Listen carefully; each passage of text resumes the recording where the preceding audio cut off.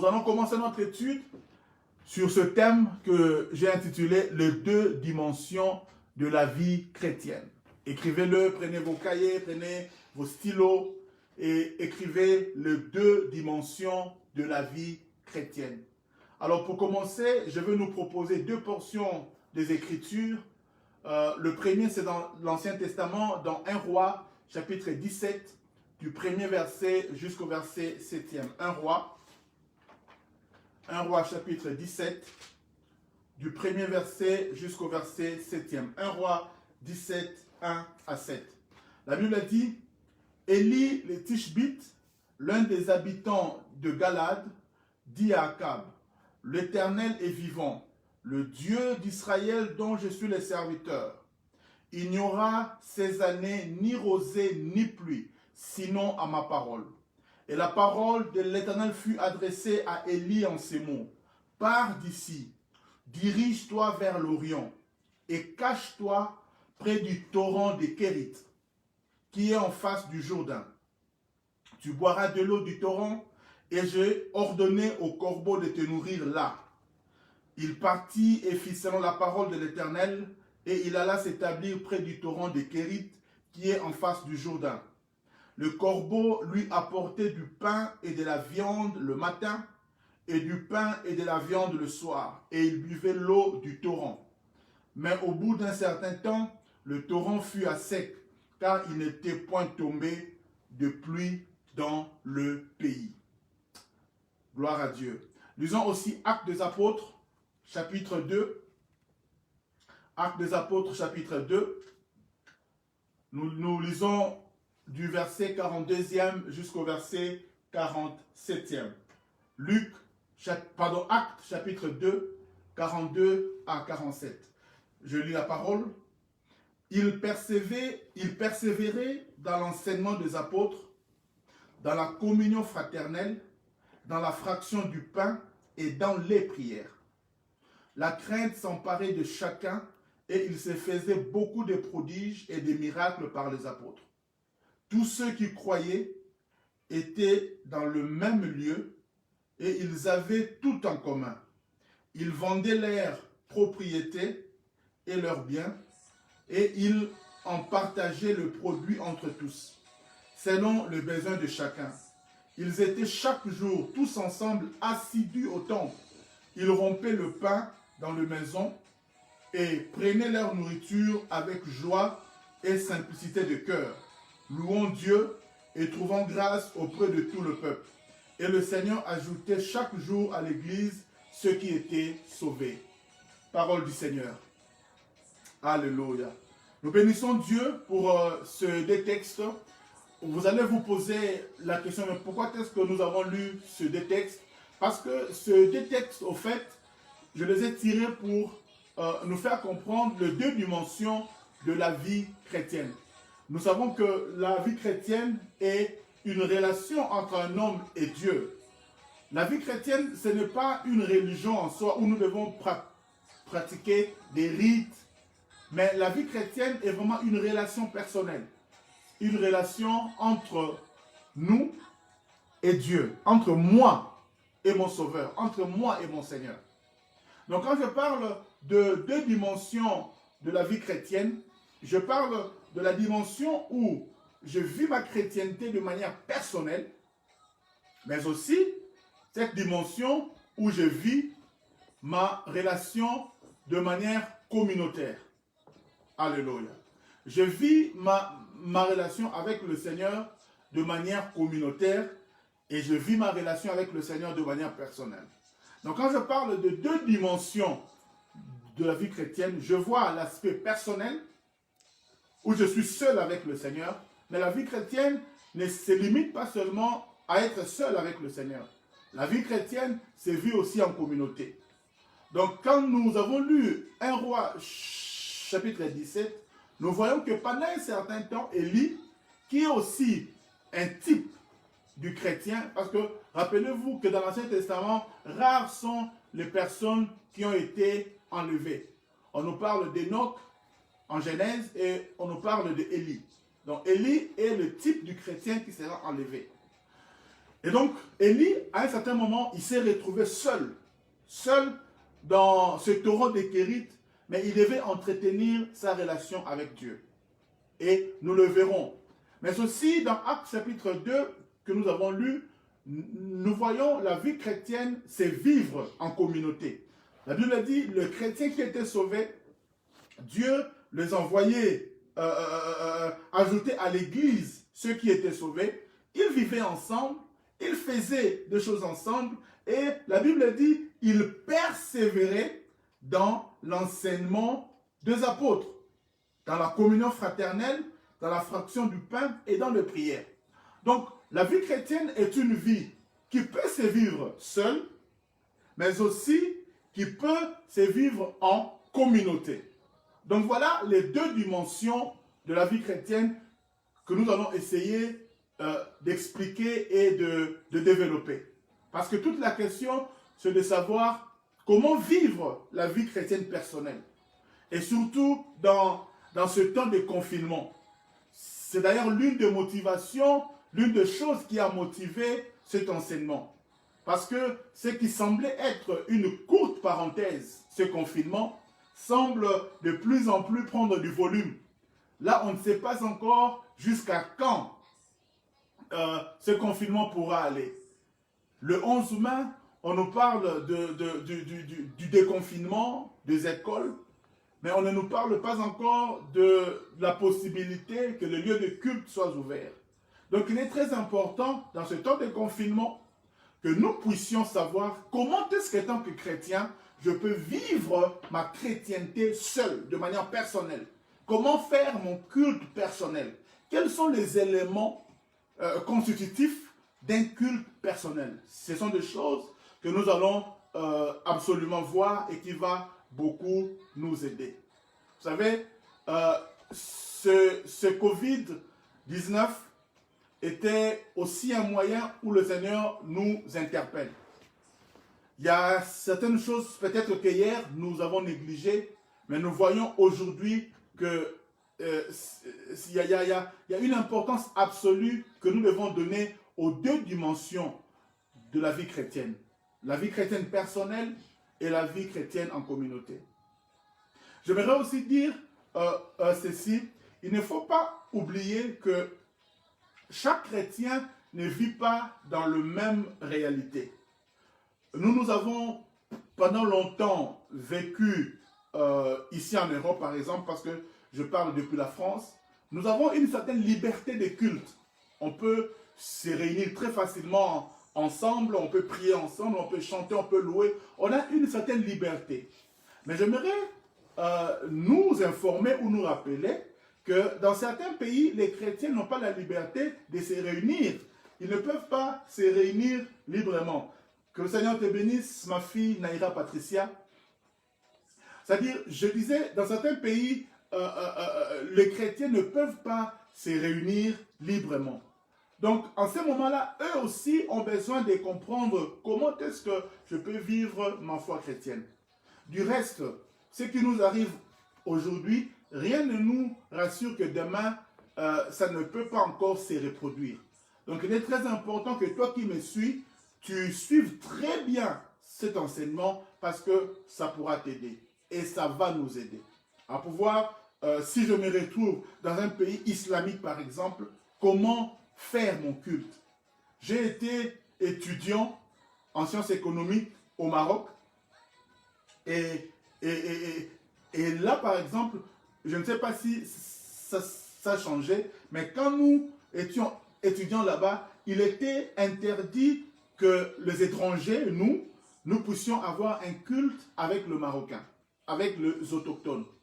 Et donc, et pourtant, il y a de chrétiens marocains, mais qui ne peuvent pas afficher leur foi en public. Ils doivent le faire en cachette. Je me rappelle qu'il est arrivé parfois tellement qu'ils avaient besoin des enseignements, qu'ils aient à nous inviter pour aller leur apporter la parole. Et on devait aller de manière clandestine, on devait faire des acrobaties pour arriver à pouvoir les apporter quelques enseignements. Et quelle joie qu'ils avaient quand ils pouvaient nous rencontrer, d'autres frères, leur parler de Jésus, c'était vraiment extraordinaire. Mais ils vivaient leur foi quelque part dans la clandestinité. C'était très difficile. Mais quelle soif qu'ils avaient.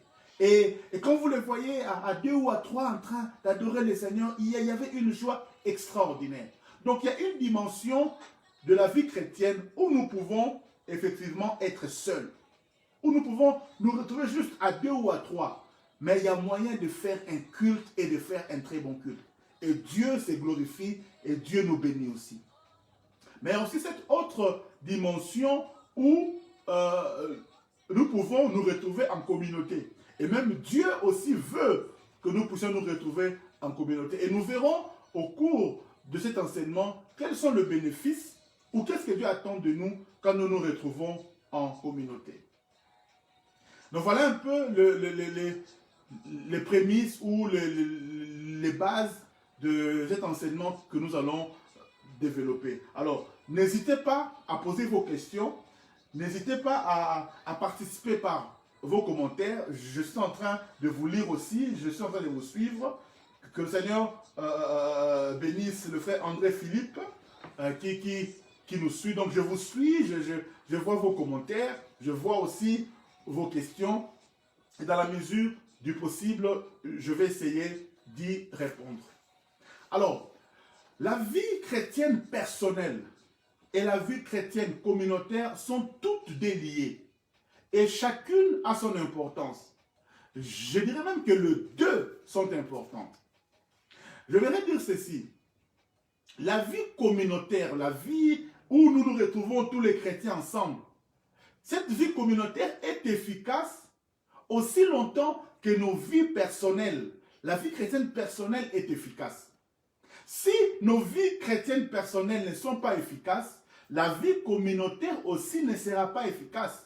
Pour que la vie communautaire, la vie des chrétiens, la vie chrétienne dans une assemblée locale soit vraiment efficace, soit épanouie, il faut que chaque chrétien qui compose l'église locale ou la vie communautaire soit aussi efficace.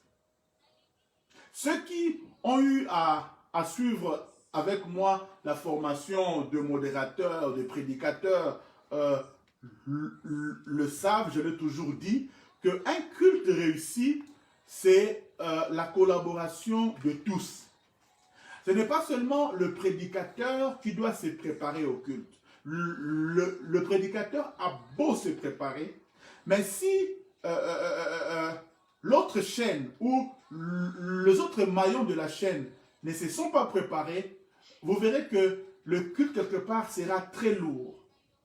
Parce que si le modérateur, le protocole, les chantres font, entre guillemets, du n'importe quoi, quand le prédicateur arrive, il ne sera pas dans cette atmosphère qui peut lui permettre de pouvoir s'exprimer vraiment comme il faudrait.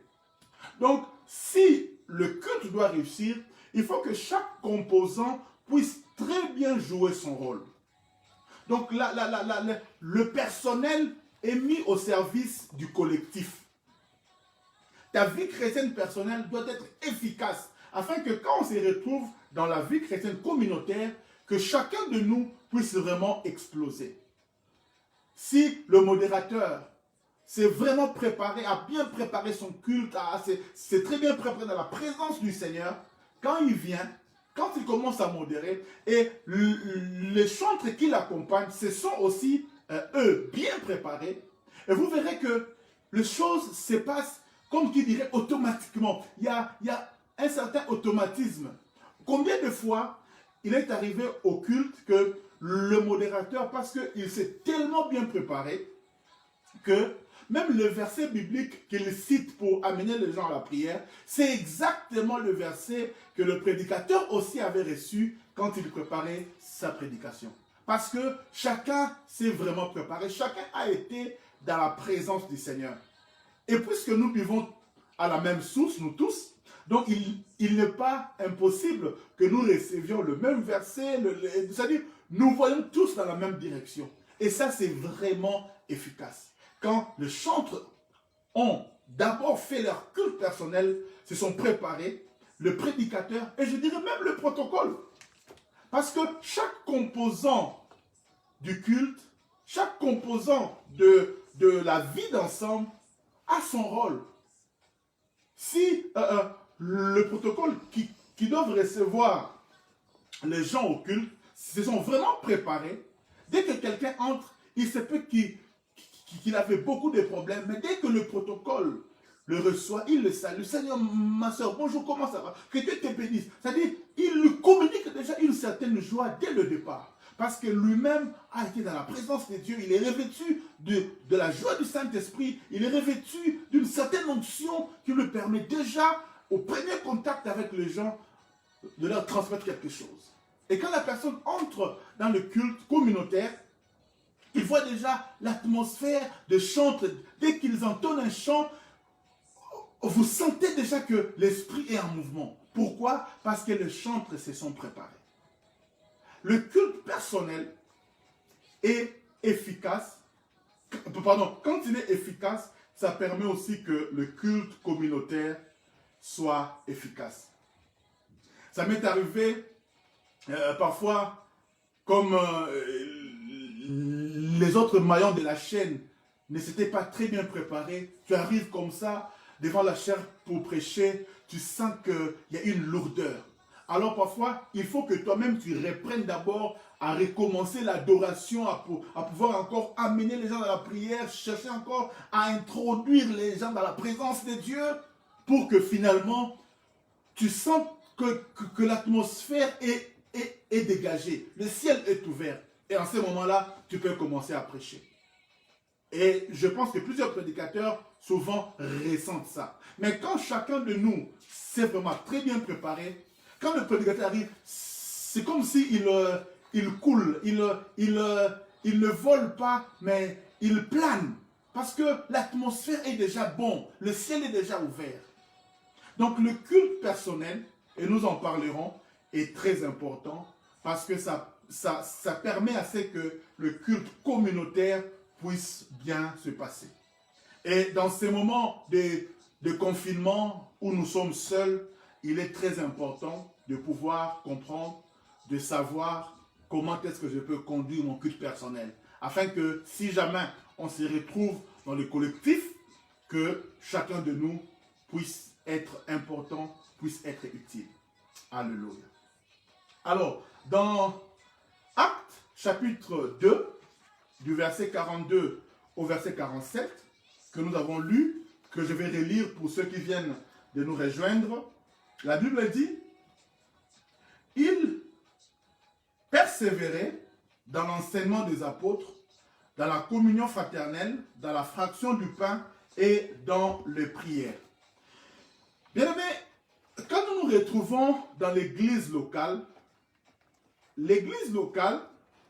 je te dirais ceci, quand nous nous retrouvons en communauté dans l'église locale, le premier but, c'est de pouvoir nous enseigner à vivre notre relation personnelle avec Dieu.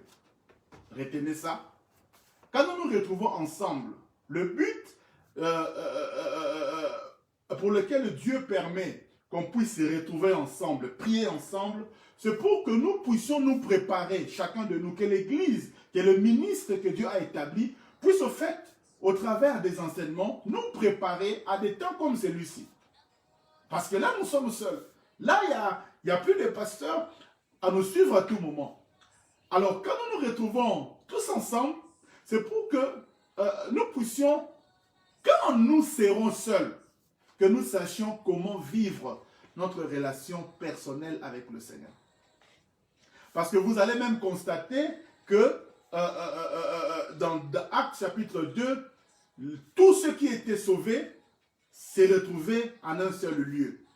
Et là, la Bible dit, ils persévéraient dans l'enseignement des apôtres, dans la communion fraternelle, dans la fraction de pain et dans les prières. Mais à un certain moment, l'Église n'était plus ensemble. Il est arrivé ce qu'on appelait la persécution des chrétiens, et donc les chrétiens étaient dispersés. Chacun est parti en Samarie, chacun est allé en Judée, c'est-à-dire qu'ils se sont dispersés. Mais le bien, c'est quoi? C'est qu'ils ont eu le temps de pouvoir s'enraciner dans leur foi. Ils ont été enseignés, ils ont eu des enseignements. Et quand ils se sont dispersés, c'est de cette manière-là aussi que l'Église s'est répandue. Parce que chacun est parti avec ce qu'il avait reçu comme enseignement. Il savait déjà comment est-ce qu'on fait pour prier, comment est-ce qu'on fait pour refaire la Sainte Seine, comment est-ce qu'on fait pour partager une communion fraternelle. Ils ont été ensemble, ils se sont rechargés comme qui dirait, et puis finalement, ils ont été relâchés. À l'église, quand nous venons pour être rechargés. Nous venons pour nous recharger. Mais on ne sera pas continuellement en train de se recharger. Même une batterie de téléphone. Quand tu la charges, à un moment, on te dit, eh bien, il faut débrancher, sinon la batterie va exploser. Donc, après avoir rechargé une batterie, il faut aller l'utiliser. Et finalement, ça va se décharger. Et quand ça se décharge, il faut encore rebrancher. Donc, quand nous nous retrouvons en communauté, nous venons pour nous recharger. Nous recharger au travers des enseignements des apôtres, au travers des enseignements que les ministres que Dieu a établis doivent nous donner pour nous permettre notamment à savoir comment vivre notre vie chrétienne personnelle. Comment prier par exemple. Comment servir Dieu. Comment célébrer la Sainte Seine. Comment comment vivre la vie de Christ. Et ça vient au travers des enseignements que nous recevons. Donc, je disais, le premier but de l'église locale, c'est recevoir des enseignements qui vont nous permettre à vivre une relation personnelle avec Dieu. Parce que quand nous donnons notre vie à Dieu, je rappelle que nous ne donnons pas notre vie à l'église locale. Nous ne donnons pas notre vie au pasteur. Mais nous donnons notre vie à Jésus. Donc nous devons avoir une relation personnelle avec Jésus, non pas avec le pasteur. Que le pasteur me connaisse ou ne me connaisse pas, ce n'est pas très important. Mais ce qui est important, c'est que Jésus-Christ te connaisse. Que Jésus-Christ t'appelle par ton nom. Je me rappelle de ces fils de sacrificateurs, les 7 fils de Sheva, qui eux commençaient à chercher à faire comme Paul faisait. Mais seulement que le ciel ne les connaissait pas. Ils ont cherché à faire des choses par mimétisme parce qu'ils ont vu Paul le faire, les chrétiens le faire. Ils ont dit nous aussi on va le faire. Mais ils n'avaient aucune relation avec le Seigneur. Et par conséquent, les démons ne pouvaient même pas les respecter. Parce que les démons vont te craindre. Non pas parce que tu pries au centre évangélique Les Palmiers. Les démons ne vont pas te craindre parce que ton pasteur, il s'appelle Carole Michel Vango. Loin de là. Les démons vont te craindre du moment où ils voient Christ en toi. Du moment où tu as une relation personnelle avec Jésus. C'est là où les démons peuvent te craindre. C'est là où tu deviens intouchable. C'est là où tu deviens imbattable, imboucamable, comme disent certains. Si Jésus ne te connaît pas, même si moi, ton pasteur, je te connais, ça ne sert à rien. Donc ce qui est important, c'est d'avoir une relation personnelle avec Jésus. Que Jésus te connaisse. Et pour cela, il faut savoir entretenir cette relation-là. Et nous allons voir dans la seconde partie comment est-ce qu'on peut entretenir sa relation personnelle avec le Seigneur Jésus. Dans un culte que j'appelle un culte personnel.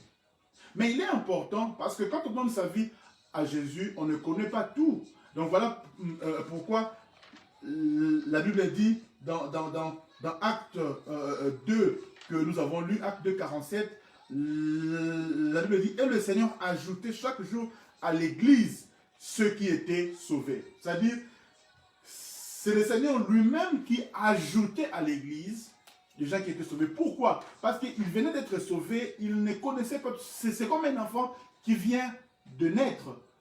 Et c'est là, si je peux me permettre ce parallélisme, Dieu permet qu'un enfant ne naisse pas dans la rue. Il permet que tout enfant, toi normal, puisse naître dans une famille. Et là, dans une famille, il a 15, 16, 17, 20 ans, où il est formé, où on inculque certaines valeurs à cet enfant, et puis à un certain moment, l'enfant partira aussi et il vivra seul. Mais il a eu un certain temps où il devait être formé et tout ça. Et donc, quand on donne sa vie à Jésus, on devient chrétien, il est important d'être dans l'église locale pour qu'on puisse te former, qu'on puisse t'enseigner. Mais il faut savoir qu'on ne va pas t'enseigner toute ta vie. À un certain moment, il peut arriver que tu puisses te retrouver seul. Parce que l'église est fermée, parce que tu voyages. Il y a plusieurs raisons qui peuvent faire que nous puissions nous déplacer ou nous retrouver seuls. Par exemple, là, nous sommes en confinement. Nous sommes seuls. Nous sommes parfois vraiment seuls, ou nous sommes juste en famille. Alors, comment vivre sa foi? Comment vivre sa chrétienté? Donc, c'est très important. C'est très important que l'Église puisse nous préparer à vivre notre foi même dans la solitude. J'espère que cet enseignement est en train de vous bénir. Le Chinois dit ceci: si tu me donnes un poisson, je vais manger, mais je vais revenir encore te demander demain et j'aurai encore faim. Mais si tu m'apprends à pêcher, je n'aurai plus faim. Donc le but de l'assemblée locale, c'est aussi de nous permettre non pas seulement à dépendre de l'assemblée locale, mais surtout à développer une relation personnelle avec le Seigneur qui pourra nous permettre, dans des temps de confinement, dans des temps où nous sommes par exemple au désert ou dans un pays islamique comme je disais, que nous puissions continuer à vivre notre vie chrétienne. La deuxième raison pour laquelle l'assemblée locale est importante, c'est que l'église locale, c'est le lieu où nous venons exprimer de manière publique notre amour envers Dieu. Alléluia. Parce qu'il est quand même important, même dans une relation, ceux qui s'aiment vraiment le savent, que vous pouvez vous aimer, vous amouracher en privé, mais à un certain moment, vous avez aussi besoin d'afficher votre amour à l'extérieur. Vous avez besoin d'aller au restaurant, vous avez besoin que les parents sachent que vous vous aimez. Vous avez quand même besoin que l'amour ne reste pas clandestin, hein, que l'amour ne se passe pas qu'entre vous deux. Vous avez besoin aussi que l'amour soit connu, que les amis sachent que je suis occupé, que j'ai quelqu'un. Hein, ça fait du bien. Parfois de marcher à l'extérieur, main dans la main, on se fait quelques câlins dehors, ça fait du bien. Et donc l'église locale, c'est aussi le lieu idéal où nous venons exprimer de manière publique notre amour envers Dieu. Et nous exprimons cet amour comment? Nous exprimons cet amour au travers du service que nous rendons à Dieu. Nous exprimons cet amour au travers de nos offrandes, de nos dîmes, de nos actions de grâce. C'est aussi une manière pour nous de venir exprimer dans le culte communautaire notre amour envers Dieu. Nous exprimons aussi notre amour publiquement envers Dieu au travers de nos louanges. Quand nous venons louer le Seigneur, c'est aussi pour nous une manière d'exprimer publiquement notre amour envers le Seigneur. Donc, je répète, le but de l'église locale, selon Actes 2, 42-47, que nous avons lu, premièrement, je dis l'église locale a pour but de nous enseigner à vivre notre relation personnelle avec Dieu. Et deuxièmement, je dis que l'église locale, c'est le lieu où nous venons exprimer de manière publique notre amour envers Dieu. Au fait, à l'église locale, on nous apprend à vivre, à exprimer notre amour envers Dieu. Ce qui fera que, quand nous allons nous retrouver seuls dans notre culte personnel, nous saurons aussi comment continuer à servir Dieu. Comment continuer à honorer Dieu avec nos offrandes, même si nous sommes seuls. Nous saurons comment louer Dieu, même si nous sommes seuls. Parce qu'il y a certains qui maintenant qu'ils sont en confinement, depuis que le confinement a commencé. Il n'a même pas encore chanté pour Dieu seul. Même quand il est dans sa douche, il ne chante même pas. Depuis que nous avons commencé à prier chez nous à la maison, je te pose une question. Combien de fois tu as déjà dansé pour Dieu? Parce qu'à l'église, là, tu danses. Mais chez toi seul, à la maison. Il faut savoir que ce que nous apprenons à faire à l'église, nous devons aussi le reproduire lors de nos cultes personnels. Tu peux être en train de prier seul. Tu commences à pleurer parce que tu sens la présence de Dieu. Il ne faut pas seulement pleurer à l'église. Quand on est ensemble, là, tu dis, oh, Seigneur, non, à l'église, tu pleures. Et chez toi, dans ton culte personnel, tu n'as jamais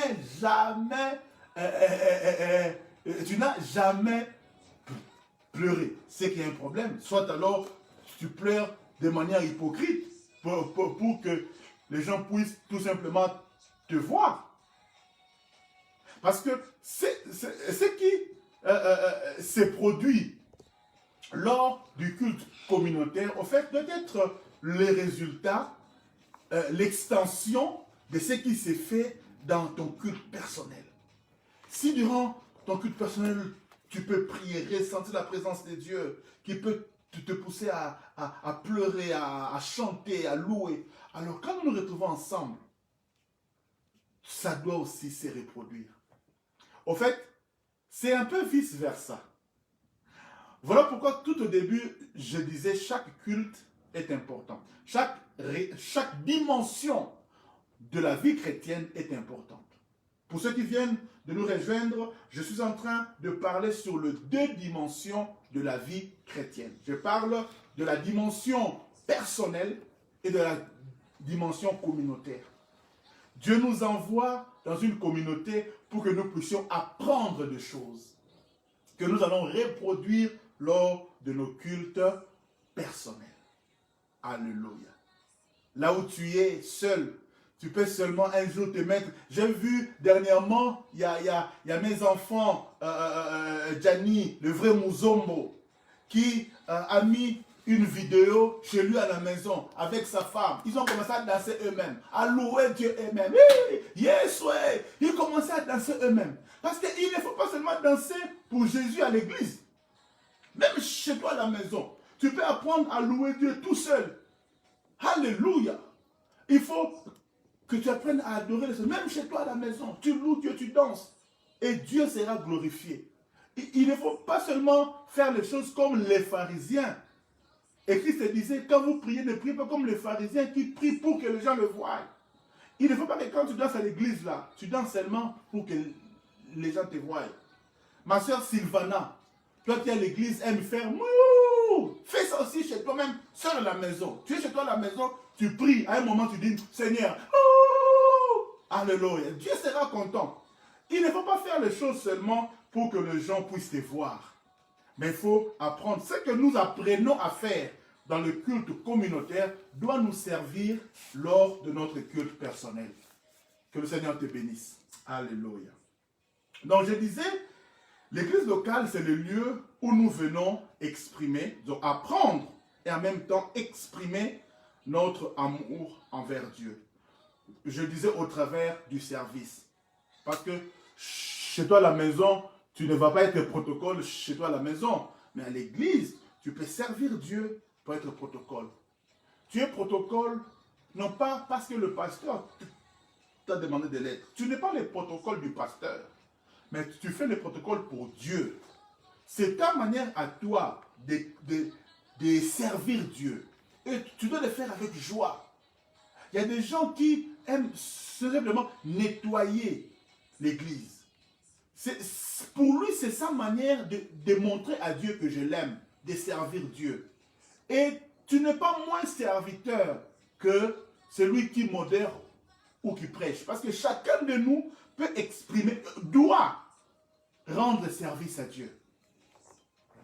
Si l'amour de Dieu abonde en toi, tu ne peux pas être oisif. Tu ne peux pas manquer à faire à l'église quand nous nous retrouvons. Parce que c'est ta manière à toi de servir Dieu. Tu peux servir Dieu de plusieurs manières. Servir Dieu, ce n'est pas seulement être pasteur, être modérateur ou chantre.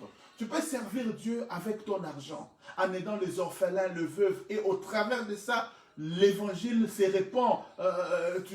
Tu donnes un peu à quelqu'un et tu lui dis Jésus t'aime. C'est aussi servir Dieu. Tu peux servir Dieu comme je disais tout à l'heure, en faisant en sorte que les lieux de réunion puissent être propres. C'est aussi servir Dieu. Alléluia. Alléluia. Que le Seigneur te bénisse, mon frère Christian Chama. Que Dieu te bénisse. Donc, servir Dieu, chacun de nous, quand nous nous retrouvons en communauté, c'est vraiment pour exprimer notre amour envers Dieu. Et cet amour-là, nous l'exprimons au travers du service, au travers de nos offrandes aussi. Je peux servir Dieu, je ne sais pas prêcher, mais Dieu m'a permis d'avoir l'argent. Alors, mon argent peut permettre aux autres d'aller prêcher. Et vous verrez comme ça, il y a des gens qui sponsorisent des grandes campagnes d'évangélisation. Par exemple, le regretté évangéliste Renard Bonquet, qui réunissait des milliers de personnes. Il y a d'autres prédicateurs qui disaient, moi je ne suis pas capable de réunir de telles foules, mais je veux aider cet homme-là, cet homme de Dieu-là, avec mon argent, pour que lui le fasse. Et quand lui le fait, moi aussi je suis béni. Rappelez-vous de l'histoire qui s'est passée avec David. David est parti récupérer ce que ses ennemis avaient volé, femmes, enfants, biens matériels, mais ils ne pouvaient pas tous partir. Alors, il y a un groupe qui était resté pour garder le sac de militaires qui étaient partis.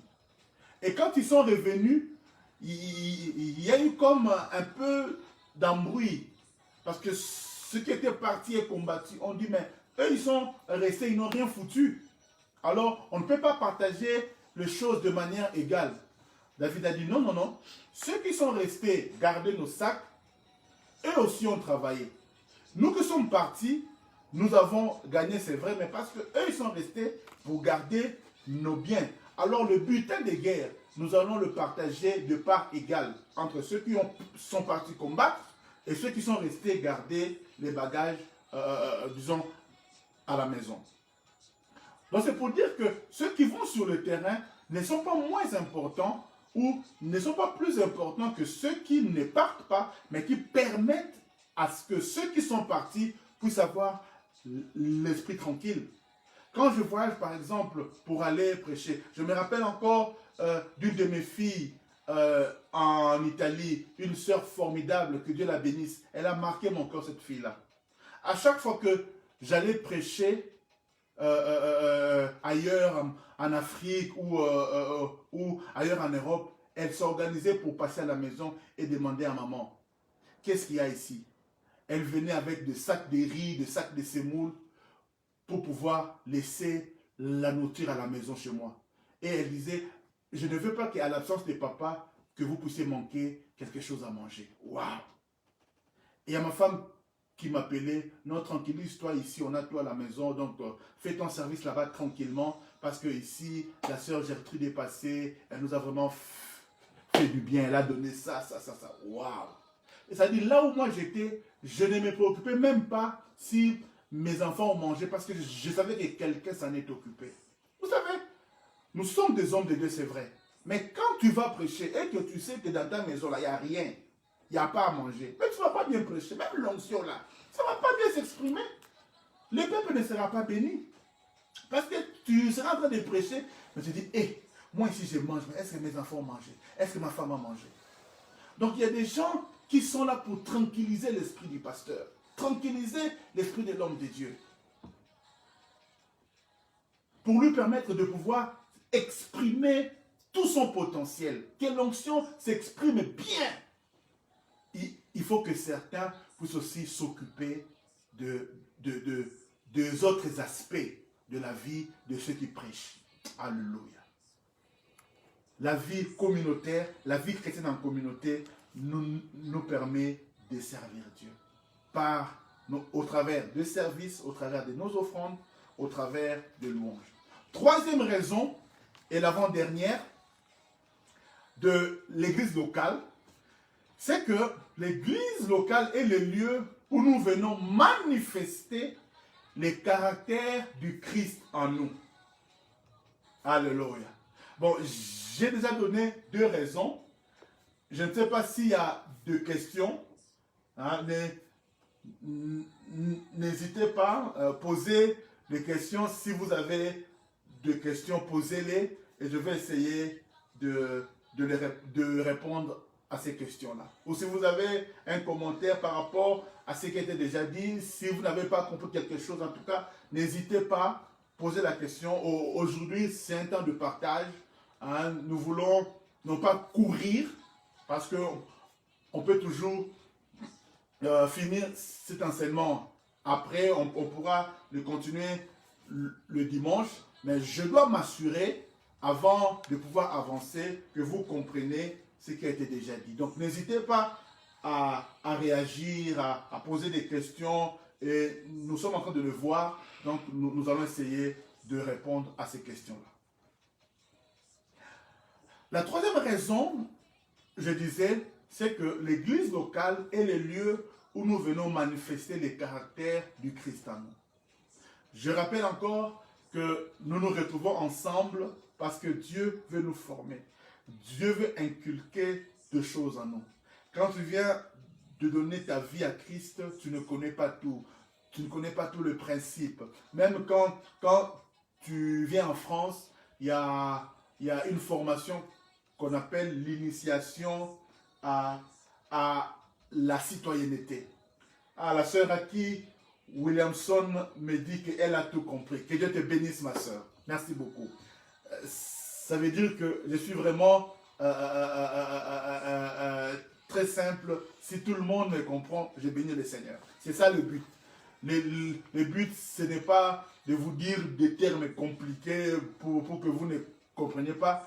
Mais mon but, et j'espère que je réussirai si vraiment je suis très basique, très simple et que tout le monde peut me saisir. Je disais, même en France, quand tu arrives, il y a ce qu'on appelle l'initiation à la citoyenneté. On te prend pendant quelques heures et on te forme.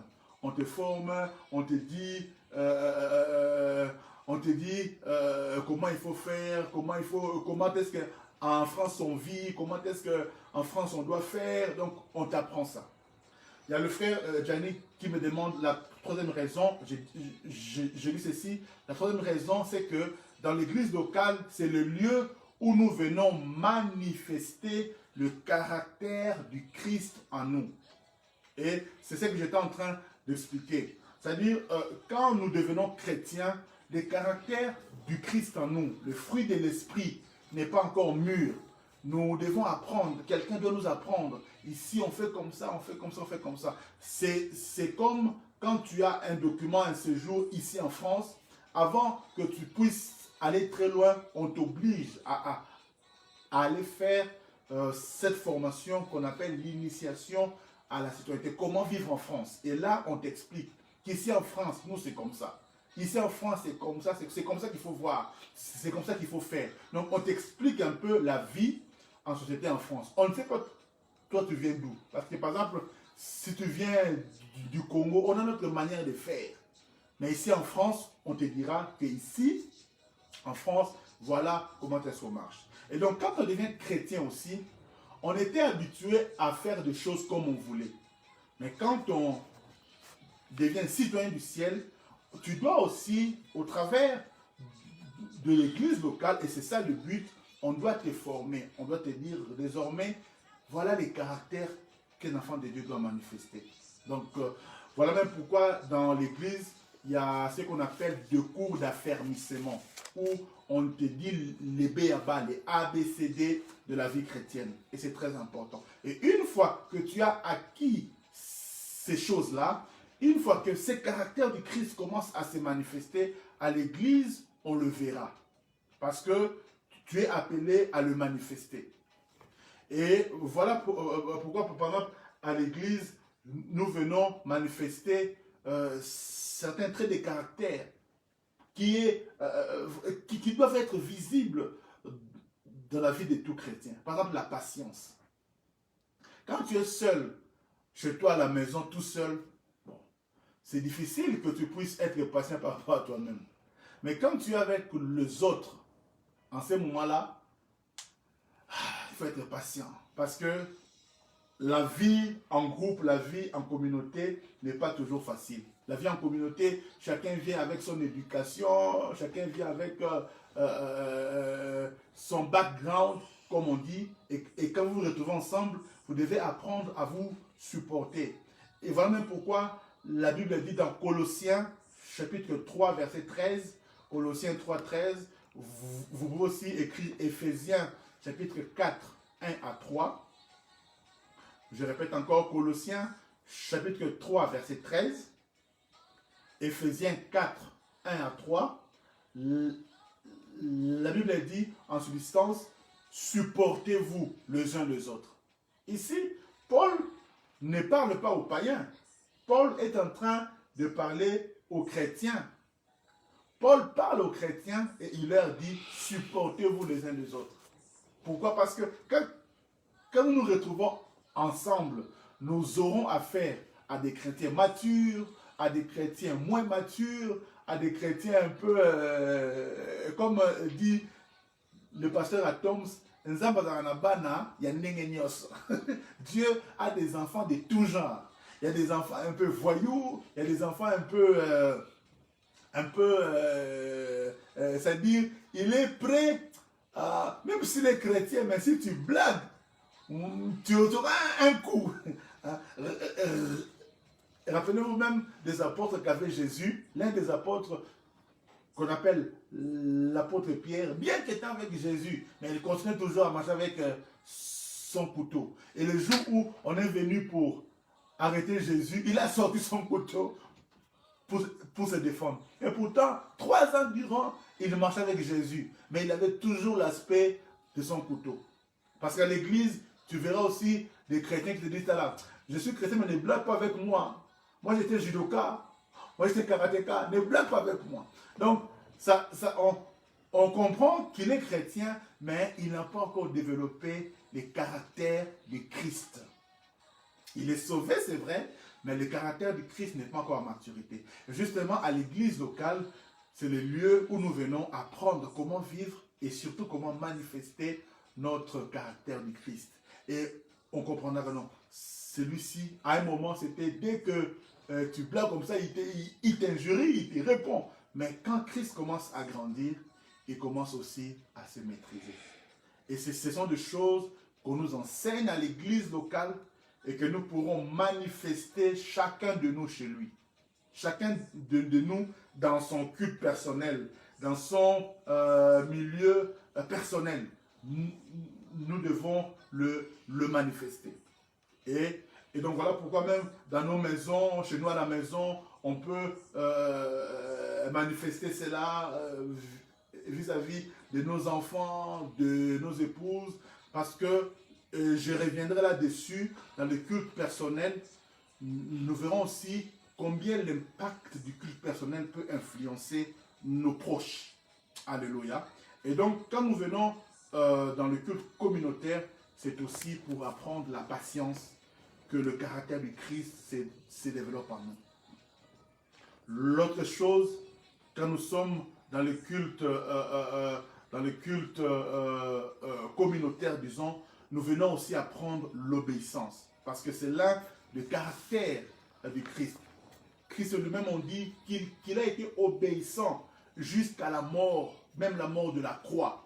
C'est-à-dire Christ était obéissant. Et nous aussi, nous devons être obéissants. L'une des choses qui définit un chrétien, c'est l'obéissance. L'obéissance envers Dieu, bien évidemment. Mais comment est-ce que tu peux dire que tu obéis à Dieu si tu n'obéis pas aux gens que Dieu a placés devant toi? Et quand tu es seul, c'est très facile d'obéir à toi-même parce que tu te décides et puis tu fais ce que tu veux. Mais l'église locale, c'est le lieu où nous venons et manifester le caractère du Christ en nous, notamment avec l'obéissance. Tu ne peux pas dire que j'obéis à Dieu, moi j'obéis seulement à Dieu. Mais comment tu peux obéir à Dieu et désobéir aux gens que Dieu a mis devant toi? Et voilà pourquoi la Bible a dit dans Hébreux chapitre 13, verset 17, Hébreux 13, 17, la Bible dit obéissez à vos conducteurs. Si tu veux obéir à Dieu, obéis d'abord à tes conducteurs. Et tes conducteurs te diront que si tu es un enfant de Dieu, tu dois obéir aussi à tes parents biologiques. Même s'ils ne sont pas chrétiens, tu dois obéir à tes parents biologiques. Et donc, ce sont des choses que nous venons apprendre à l'église locale, mais que nous devons aussi transvaser ou manifester même lors de notre église personnelle, de notre église culte personnel. Parce que je parle de l'église locale, je parle aussi de l'église personnelle, ou du culte personnel, ou de la relation personnelle. Pour ceux qui nous ont pris en cours, je suis en train de parler sur les deux dimensions de la vie chrétienne. Une vie communautaire et une vie personnelle. Donc, quand nous sommes ensemble, on nous apprend l'obéissance. Il faut que tu apprennes à obéir aux gens que Dieu a mis devant toi. Toi, tu n'obéis pas à ton pasteur. Et comment tu peux dire que tu obéis à Dieu? Ok, ça va. Moi, j'obéis à Dieu et au pasteur. Et c'est tout. Non. Tu dois aussi obéir aux gens que le pasteur a mis devant toi. Tu dois obéir à ton chef de département. Toi à l'église, tu n'obéis qu'au pasteur. Le chef de la chorale, oh, le chef du département, oh, le protocole, il te dit, ma soeur, assis-toi ici. Toi, tu dis, non, non, moi je m'assois là-bas. Mais tu es désobéissant. C'est-à-dire, le caractère du Christ en toi ne sait pas comment manifester. En fait, quand tu pries à la maison, là, tu es seul. Mais quand on vient à l'église, on vient maintenant voir si le caractère du Christ s'est développé en toi. Et on le voit comment? Quand le protocole te dit, assis-toi là. Tu t'assois. Et même si la place est inconfortable, tu vas d'abord, tu t'assois et puis tu l'appelles. Tu dis, ma soeur, excuse-moi, mais je me suis assis ici, mais je suis très inconfortable. Est-ce que tu ne peux pas me changer de place? Ah, bravo! Parce que là, on voit que tu as développé le caractère du Christ. Mais toi, on te dit, ma soeur, assis-toi ici. Et la pauvre protocole, elle a fait ça. Elle pensait que tu la suivais. Et tu es déjà parti là-bas. Et elle est restée comme ça. Comme une poupée. Comme une statue. Et puis, elle se rend compte que la personne, elle est déjà partie. Non, ce n'est pas bien. Et c'est à l'église que nous venons manifester ce genre d'obéissance-là. Alléluia. Et tout ce que nous apprenons à l'église locale, comme je dis, ça va se transvaser à l'église personnelle. Parce que là où tu es maintenant, personne n'est là. Tu n'as pas de protocole. Tu n'as pas des pasteurs. Tu es seul. Mais c'est en ce moment-là que quand Dieu te dira, va prier, tu vas apprendre à obéir. Parce qu'il y a certains, même quand Dieu lui dit, va prier, il n'obéit pas. Pourquoi il n'obéit pas? Parce que déjà à l'église, il n'obéit pas au pasteur. Quand le pasteur dit, on va jeûner, lui, il ne jeûne jamais. Quand le pasteur dit, on va faire ça, lui, c'est toujours l'opposant. Lui, il a l'esprit de l'opposition radicale. Lui, il est radicalement opposition. Non! À l'église, il ne faut pas être radicalement opposition. Non! L'opposition radicale, là, c'est pas dans l'église. L'église, ce n'est pas la démocratie. L'église, c'est la théocratie. Alléluia. C'est Dieu qui décide un point et barre. Et Dieu a mis des gens au travers desquels il nous communique, il nous dirige. Et donc quand on te dit, ma soeur, fais ça, mon frère, fais ça, évidemment, ce qui est conforme à la parole de Dieu, tu dois le faire. Si tu es un enfant de Dieu, tu dois obéir. Et quand bien même tu trouves qu'il n'y a pas lieu d'obéir, il y a une manière de dire, il y a une manière de faire. J'ai donné tout à l'heure l'exemple du protocole.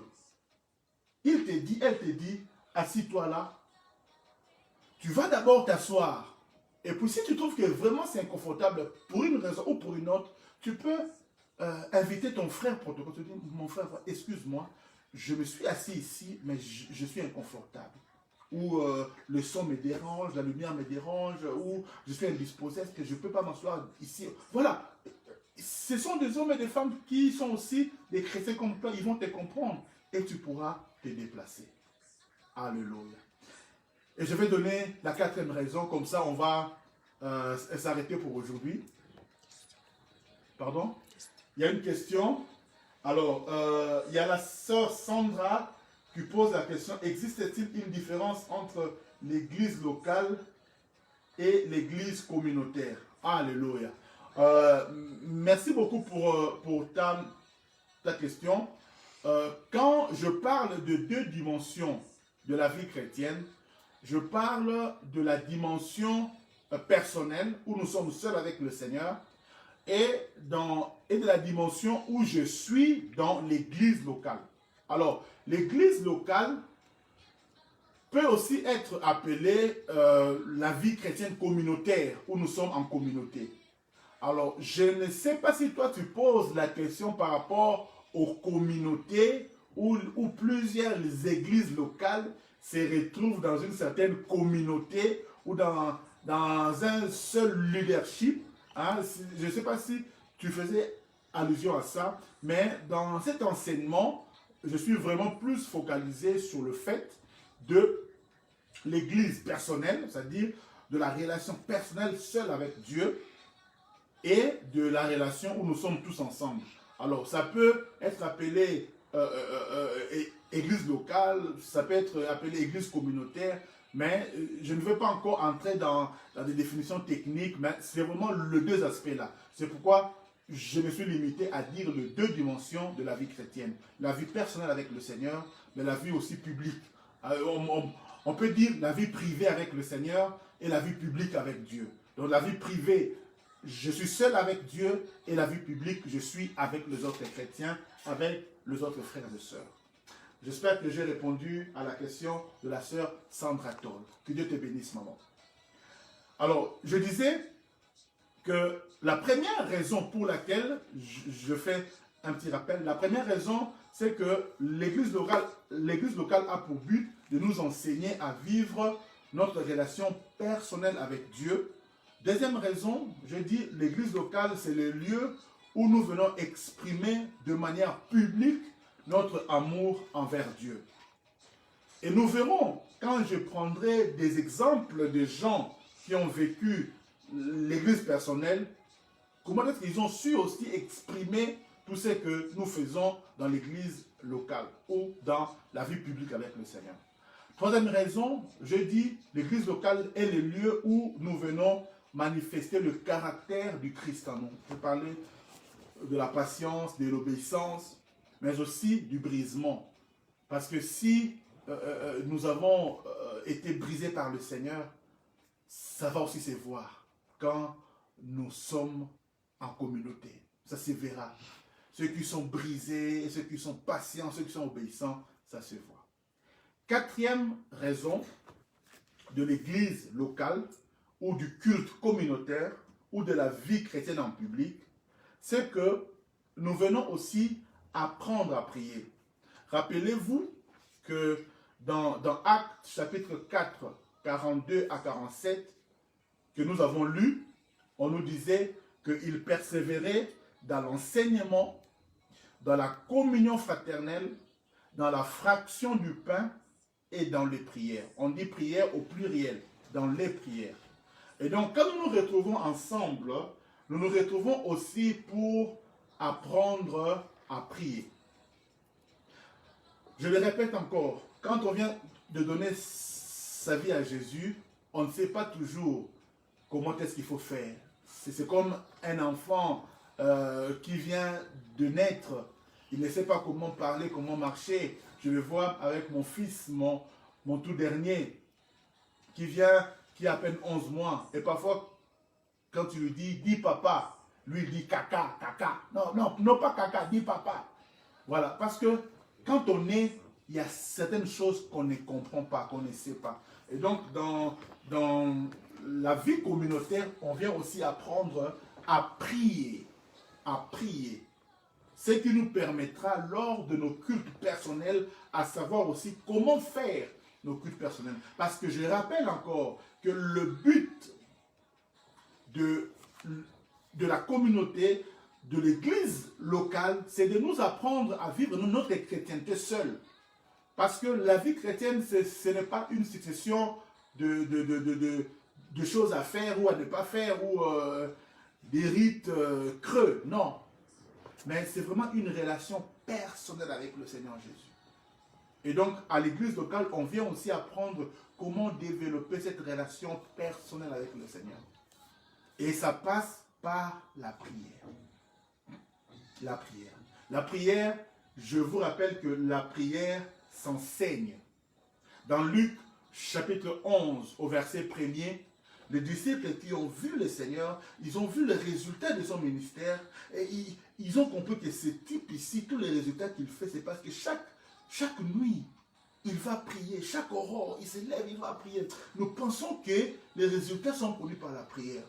Juste en observant la vie de Jésus, je dis non. Cette prière-là, nous on prie, mais ce type-là, il prie différemment. Et ils sont venus trouver Jésus et ils lui ont demandé, Seigneur, enseigne-nous à prier. La prière s'enseigne. Tu ne peux pas comme ça, du jour au lendemain, tu deviens chrétien, tu sais déjà comment on prie. Non. La prière, on doit te l'enseigner. Et justement, au sein de l'église locale, on doit t'apprendre à prier. Alors, au sein de l'église locale, on peut apprendre à prier par un enseignement biblique. C'est-à-dire, on vient au travers de la Bible, on t'enseigne c'est quoi la prière, comment prier, quelles sont les phases de la prière. Un peu ce que Christ a fait. Hein? Il a dit, quand vous priez, dites, notre Père qui est aux cieux, que ton nom soit sanctifié. C'est-à-dire, il leur montre les étapes de la prière. Ça, c'est au travers de l'enseignement biblique, au sein de l'église locale. Et ça nous permettra de savoir tenir nos cultes personnels. Mais aussi, on peut apprendre à prier par le mimétisme. C'est-à-dire, je vois l'autre faire, je reproduis cela. Et la plupart d'entre nous, on a commencé à prier comme ça, sans vraiment comprendre pourquoi. J'arrivais à l'église, je voyais les gens se mettre à genoux pour prier, ou le modérateur nous disait, mettez-vous à genoux pour prier. Je ne savais pas pourquoi est-ce qu'on devait se mettre à genoux. Mais parce que les gens se mettent à genoux, bon, moi aussi, je me mets à genoux. Et au fur et à mesure, j'ai compris maintenant pourquoi est-ce que je devais me mettre à genoux. J'ai compris que adorer le Seigneur, le mot adorer en grec, c'est proskuneo, qui signifie aussi se prosterner. Mais ça, j'ai appris ça après. Mais avant, quand nous avons donné notre vie au Seigneur, on allait à l'église, on voyait les gens se prosterner. Nous aussi, on se prosternait. C'est-à-dire, on a appris par mimétisme. C'est ça aussi l'importance de la vie communautaire. On apprend des choses en voyant les autres faire. Je commençais à prier comme ça quand j'entendais mon voisin dire « Jéhovah Rapha ». Bon, je n'avais pas très bien compris c'est quoi. Mais je devais apprendre à prier. Et moi aussi, je disais « Jéhovah Rapha ». Mais au fur et à mesure, je ne suis pas resté là. Au fur et à mesure, j'ai compris que signifiait Jéhovah, Rapha, qu'est-ce qu'il fallait dire, comment prier, on apprend. Mais dès le départ, le but de l'église locale ou de la vie chrétienne communautaire, c'est nous apprendre aussi à prier. Et on peut apprendre, je disais, par l'enseignement biblique, on peut aussi apprendre par mimétisme. Aussi, on peut aussi apprendre juste par observation. Bien aimé, il y a certaines choses dans la vie chrétienne, on ne va pas forcément te dire A, B, C, D. C'est pourquoi un enfant de Dieu éveillé doit aussi observer ce que les autres font.